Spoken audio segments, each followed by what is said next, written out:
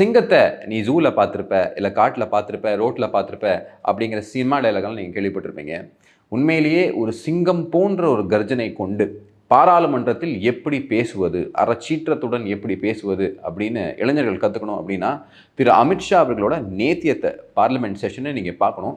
அவரோட ஸ்பீச் பார்க்கணும் பார்லிமெண்ட் செஷனில்.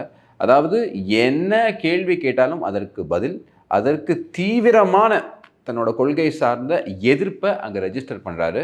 குறிப்பாக முக்கியமாக என்ன அப்படின்னு பார்த்தீங்கன்னா, ஒரு நீதிபதி இங்கே இம்பீச் பண்ணோம் அப்படின்னு திமுக கூட்டணியும் 120 பேர் சைன் பண்ணி லோக்சபா ஸ்பீக்கர் ஓம் பிர்லா அவர்களுக்கு ஒரு லெட்டரை கொடுத்தாங்க.